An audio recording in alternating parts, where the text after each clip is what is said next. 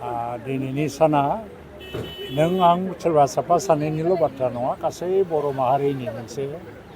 गोग्गाथाव मोनसे सान जों बयबो आबेगिक जादों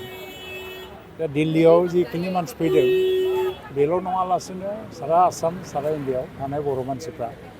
दिनैनि हाबाफारिखौ नायगासिनो दं बड'फा उपेन्द्रनाथ ब्रह्मनि मुङाव दिनै कैलाश कल'नियाव मोनसे लामाखौ दोननाय जाबाय से 8,835 मिटार गोलाव लामा आरो 1 किल'मिटार जानो फ्राय एसेल' खम बेजों लोगोसेनो बे लामानि गेजेरावनो दिनै मोनसे मुसुखा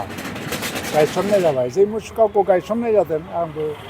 नुयो बै मुसुखा एसेबांबा गोजौ 9 फुटनि बारा आरो भिक्ट'रि साइन होनानै बे गसंबाय माने बियो अराय सम थानो थाखाय फैबाय उपेन्द्रनाथ ब्रह्मआ गोदो मेम'रेन्डाम होनो फैदोंमोन आन्दलन खालामनो फैदोंमोन नाथाय दिनै दिल्लीनि बिखायाव बे अराय सम गसंनो नाम फैबाय भारत सरकारनि बे मोनसे सिक्रिटि बा रिकगनिसन जोङो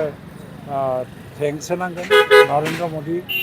भारतनि प्राइम मिनिस्टारखौ आरो भारतनि नखर मन्त्रि अमित शाहखौ थेंक्स होनांगोन लोगोसेयैनो दिल्लीनि मुख्यमन्त्रि रेखा गुप्ता आरो बिनिनो जि एमपि बे कैलाश कल'नि एरिया बे एरियानिनो बे बासुरि स्वराज होननाय बिथांमोनखौ जोङो थेंक्स होनांगोन जे बिथांमोना बेवहाय बिथांनि मुङै मुसुखा गायसननायखौ पारमिसन होदों सिक्रिटि होदों दिनै 1 मे लेबार डे इन्टारनेसनेल दिनैनि सानावनो फ्राय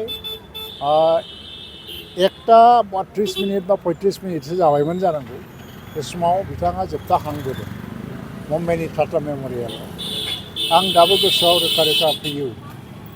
आरो बिथांनि बै थासारिखौ गोसोखांबा माने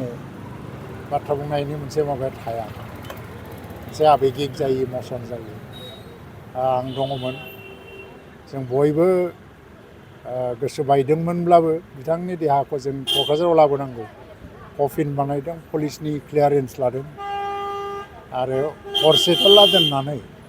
अखानायै फुङाव जों मुम्बाइनिफ्राय केलकातानिफ्राय केलकातानिफ्राय बागड'ग्रा लांनायाव जोङो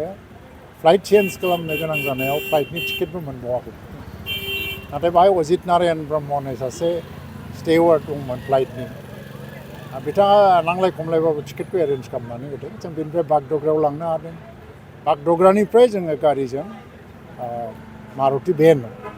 बाहाय लानानै हरनि 12टायाव देबरगावआव सहैदों आरो 2 तारिख मेआव जोङो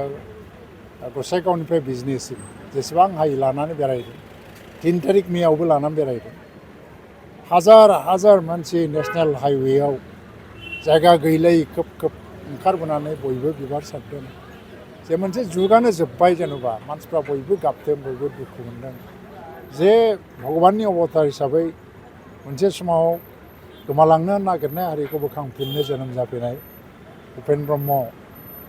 1987 मायथाइनिफ्राय आन्दलन जागायनानै 90 मायथाइ बोसोरथामनि गेजेरावनो मानो बिदाय लालांखो बे मोनसे खुद्रिनाय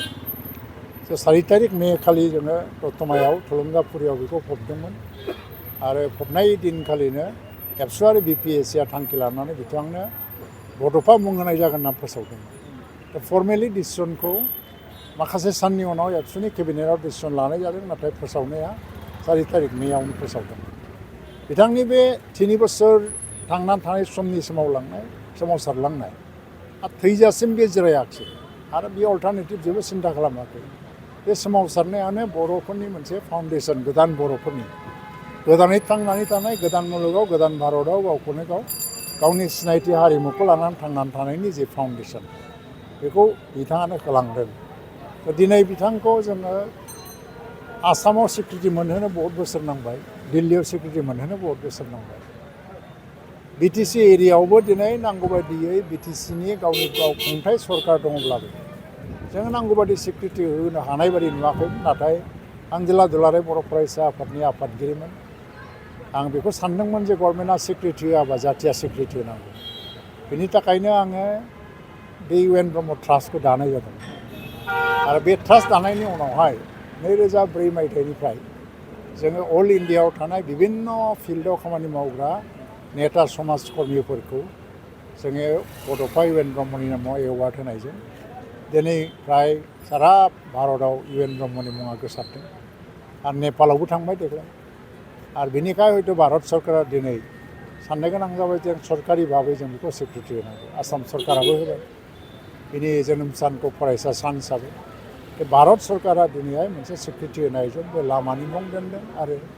मुसुखाखौ गायसनदों बेनि थाखाय जों जोबोद ओरैबायदि दुखु मोननाय फैदोंमोन बै समाव बिनि जिउ जोबनायाव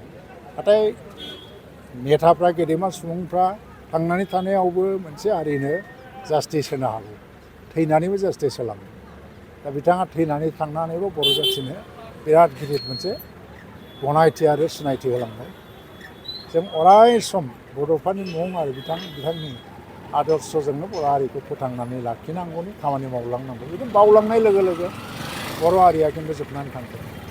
दिनै महात्मा गान्धीखौ बावनानै भारतबर्ष जाया रबीन्द्रनाथ टेगर एबा सुभाष बसखौ बावनानै बेंगलि जाथि जाया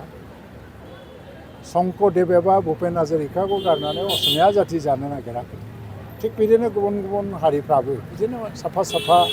मोनसे अबतार पुरुष थायो उपेन ब्रह्मआबो अबतार पुरुष दा बेखौ बावनानै बर' हारि जानाय नङा बिथांनि सिमाङा जाफुङाखै नाथाय बिथाङा जेरैबायदि लुबैदोंमोन बे बर' हारिया मोनसे गेरेमसा हारि जानांगौ